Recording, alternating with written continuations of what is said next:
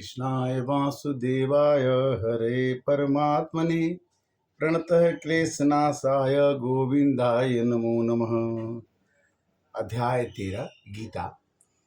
आज हम मानस ज्ञान रामचरितमानस की प्रचार श्रृंखला में गीता के अध्याय 13 के कुछ श्लोकों का चिंतन करेंगे। गीता में आता है कि यह शरीर एक खेत है, एक क्षेत्र है जिसमें हम जैसा बोएंगे वैसा ही काटेंगे। ये मानस ज्ञान का 378 भाग होगा, 378। और इस चर्चा को बढ़ाने का प्रयास सावन का महीना, तेरा क्षण क्षण बीता जाए बोलो ओम नमः शिवाय। हर एक क्षण बीतता जा रहा है। दिन बीतेंगे, क्षण बीतेंगे, महीने बीतेंगे, साल बीत जाएंगे और उम्र पूरी हो जाएगी। इसलिए इदं शरीरम कौन्तेय क्षेत्रम अभिधीयते तदो वेति तम प्राहु क्षेत्रज्ञम इति तद्विदा। यह एक खेत के रूप में है। मानस भी कहती है क्या कि जो जस करहि सो तस फल चाखा, अकर्म प्रधान विश्व करी राखा। अगर हम इस खेत में, इस क्षेत्र में, इस शरीर में जो बोएंगे, जैसा कर्म करेंगे, उसी का फल ही हमें किसी रूप में मिलेगा। और हमें कर्ता के रूप में अपने को नहीं मान करके हम कैसे बने हैं कि महाभूतम अहंकारो बुद्धिम अव्यक्तमेव च इंद्रियाणि दशकम चैव पंचेन्द्रिय गोचरा इच्छा द्वेष सुखम दुखम संघात चेतना धृति एतत् क्षेत्रम समासेन सविकारम गृह्यते। यह क्षेत्र, यह खेत, यह शरीर जो हमें मिला है, इसमें विविध प्रकार के मंत्रों द्वारा हमें 5 महाभूत, क्षितिजल पावक गगन समीरा, ये 5 तत्व हैं। अहंकार भी हमारे अंदर है। 5 के बाद क्षितिजल पावक गगन सवेरा, मिट्टी, जल, वायु, अग्नि और आकाश, ये 5 चीज से शरीर बना है। इसको 5 भूत कहते हैं। अहंकार हमारा घमंड होता है, इसके साथ में जुटा हुआ है। बुद्धि हमारे अंदर है। और प्रकृति में 10 इंद्रियां हैं। 5 इंद्रियां, 5 कर्मेंद्रियां। आंख देखना, नाक सूंघना, मुंह, कान, गुदा, उपस्थ, ये 5 जो हैं ये इंद्रियां हैं। आंख का काम है देखना, ये इसके कर्म है। नाक का काम है सूंघना, ये इसके कर्म है। तो इंद्रियों का कर्म, 10 इंद्रियां हैं, मतलब इसके कर्म और इंद्रियों का नाम। 5 इंद्रियां होती हैं और 5 कर्मेंद्रियां। एक मन इसमें और जोड़ दीजिए। शब्द, स्पर्श, रूप, रस और गंध, ये हम इस इंद्रियों के द्वारा ग्रहण करते हैं। इच्छा हमारे अंदर उत्पन्न होती है। द्वेष, जलन, सुख दुख का अनुभव करना, और इस विकारों से जोड़ करके यह शरीर बन गया। अब चलते हैं। इंद्रियार्थस्यम वैराग्यम मनम अहंकार च जन्म मृत्यु जरा व्याधि दोखा दोष अनुदर्शनम। इसी में हम कभी बीमार पड़ते हैं, कभी जवानी आती है, कभी बुढ़ापा आती है। इसका सबका कारण क्या है? अहंकार। अहंकार के कारण ही इंद्रियां जब थक जाती हैं तो वैराग्य की ओर अग्रसित हो जाती हैं। परलोक में संपूर्ण भोगों का आसक्ति का अभाव, अहंकार भी अभाव, जन्म मृत्यु जरा रोग आदि दुख में दोषों का बार बार विचार करने से पता चलता है कि यथात्मम ज्ञानम नित्यत्वम तत्वज्ञानार्थ दर्शनम एतत् ज्ञानम मिति प्रोक्तम अज्ञानम यद अन्यथा। अध्यात्म, पूजा पाठ, भगवान का दर्शन, नित्य स्थिति होनी चाहिए। तत्व के ज्ञान, परमात्मा को ही देखना, परमात्मा में विश्वास रखना, परमात्मा की पूजा करना, यही सब ज्ञान है। और इसके विपरीत जितना भी चीज है सब अज्ञान है। भगवान कहते हैं कि जहां भी कुछ भी काम आप करते हो सोचते हो कि मैं नहीं देखता हूं, ऐसा कुछ नहीं है। जो आप करेंगे वो हम सब देख लेंगे। क्यों?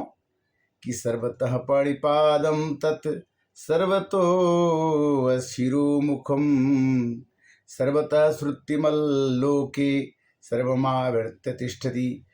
भगवान कहते हैं कि हमारा हाथ पैर सब जगह जाता है, सब और नेत्र हैं, सिर और मुख वाला, सब और कान वाला है, क्योंकि संसार में सबको व्याप्त करने की स्थिति है। भगवान सबको चलाते हैं, नियंता हैं, तो उनका कान नाक मुंह हाथ सब जगह पहुंच सकता है। मानस की कृपा इसके साथ कहती है कि पद बिनु चले सुने बिनु काना, कर विधि कर्म करे विधि नाना, बिन बाड़ी बकता बड़ जोगी, आनन रहित सकल रस भोगी। भगवान को हम भोग लगाते हैं, भगवान खाते नहीं है, किंतु भोग लगाना हमारा काम है। भगवान चलते नहीं है, किंतु हम और पुकारते हैं तो भगवान आकर के हमारी लज्जा बजाते हैं, द्रौपदी का चीरहरण रोक देते। यानी जहां भी भगवान को पुकारा गया उस समय में अप्रत्यक्ष रूप में आकर के वो अपने भक्तों की रक्षा करते। सर्वेन्द्रिय गुणाभासम सर्वेन्द्रिय विवर्जितम आसक्तम सर्वविश्चैव निर्गुणम गुण विरक्त च, बहिरन्तश्च भूतानां अचरम चरमेव च, सूक्ष्मत्वात् तद्विज्ञेयं दूरस्थ चान्तिके तत। भगवान कहते हैं कि वह पूरे संसार के चराचर सर्वभूतों के बाहर भीतर परिपूर्ण रूप से, या कोई चीज अचर हो, जड़ है, पेड़ हो, पौधा हो, या कोई चीज चलने वाला हो, सब में भगवान की उपस्थिति है। और सूक्ष्म होने के कारण भगवान इतने सूक्ष्म हैं, अति सूक्ष्म है कि उनको कोई देख नहीं सकता। अति समीप में और दूर में, वो दूर से दूर हैं तो भी आपको देख रहे हैं, नज़दीक से नज़दीक हैं तो भी आपको देख रहे हैं। किंतु हमें क्या करना है कि अविभक्तम च विभक्तिषु अविभक्तम च भूतेषु विभक्तमिव च स्थितम, भूतभृतश्च तेज यज्ञम ग्रसणो प्रभविष्ण च। परमात्मा विभाग रहित एक रूप से आकाश के सदृश परिपूर्ण होने से चराचर संपूर्ण में भूतों में विभक्त सा प्रतीत होता है। लगता है कि मेरी आत्मा जो है दूसरे में वो आत्मा नहीं है, अलग है, किंतु आत्मा सब में एक है। जैसे सरसों के दाने में जितना तेल होता है एक में, दूसरे में उतना ही तेल होता है।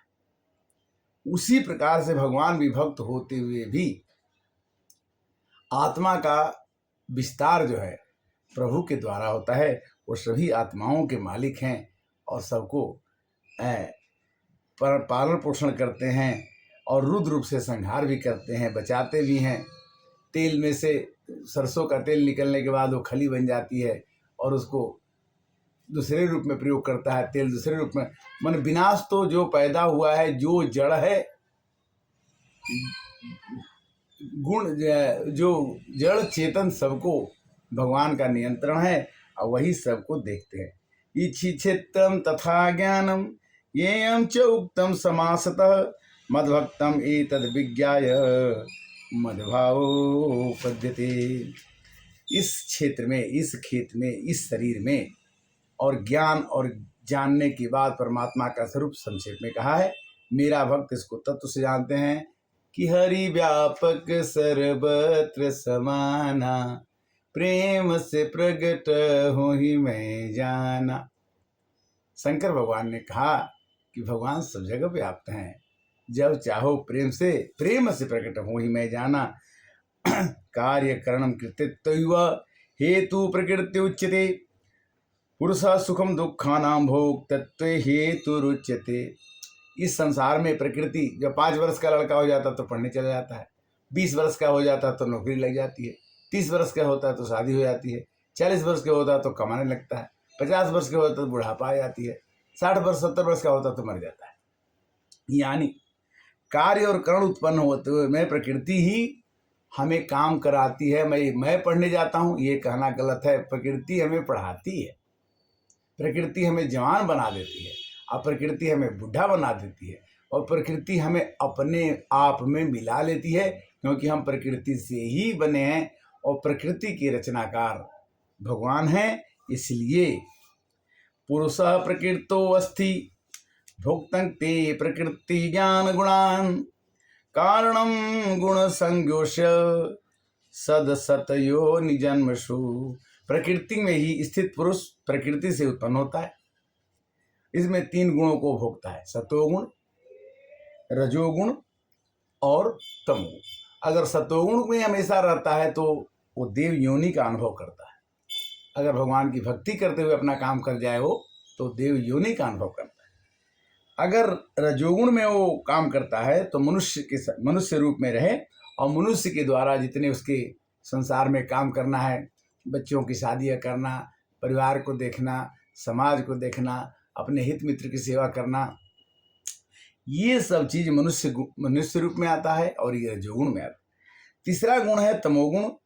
अगर मनुष्य के अंदर तमोगुण की वृद्धि होती है तो पशु पक्षी के साथ में अपना जीवन व्यतीत करता है। पशु पक्षी के रूप में ही वो नीच जोनि का उसको अनुभव होने लगता है।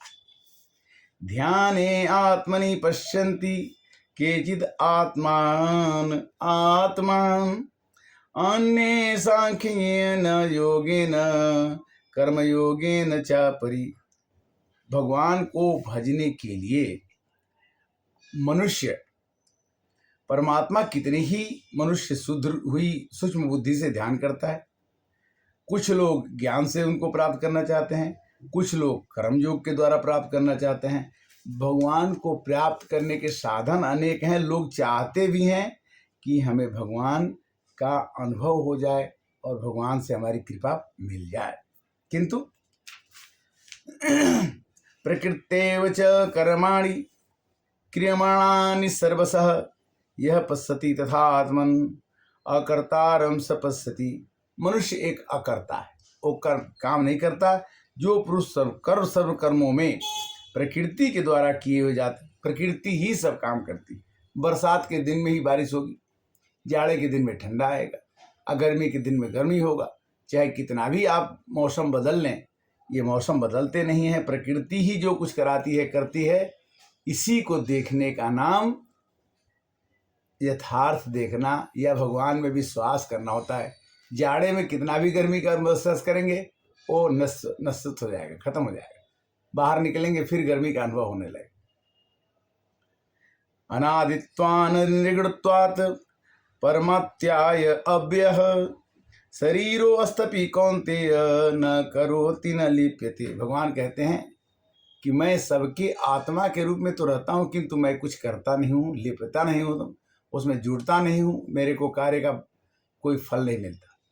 करता मैं ही हूँ, सबके अंदर बैठ के करवाता हूँ, किंतु सब कर्मों का फल उसी तरह से नहीं मिलता है जैसे सिनेमा में विलेन जो है हीरो को मार रहा है, तो हीरो को जो मारेगा तो हीरो भी उसको मारेगा। दोनों में मारपीट होगी और दोनों को मारपीट का आनंद उस दोनों आत्माओं को होगा, किंतु कराने वाला जो निर्देशक है, जो सिनेमा का मालिक है, वो कहता है कि तुम उसको मारो और वो तुमको मारेगा। ये दोनों का फल तुम ही भोगोगे, किंतु करने वाला मैं ही हूँ। भगवान ने ऐसा गीता में कहा कि अनादित्वान निर्गुणत्वात् परमत्वाय अव्ययः शरीरोस्तपि कौन्तेय न करोति न लिप्यते। मतलब निर्देशक जो सिनेमा चलाता है वो कामों में लिप्त नहीं होता, वो काम दूसरे से करवाता है। हो जाता कैसे? यथा प्रकाश जैसा प्रकाश इत्यक्य कृष्णम लोकम इमं रवि क्षेत्रम क्षेत्री तथा कृष्णम प्रकाशति भारत।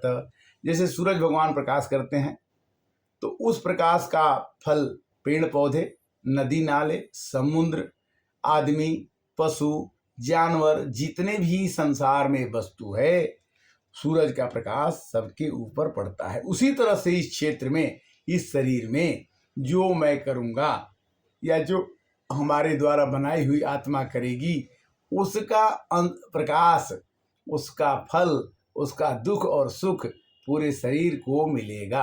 अगर शरीर में पैर कट गया तो दिमाग में दर्द होगा, शरीर में दर्द होगा, खून निकलेगा, आत्मा को अनुभव होगा।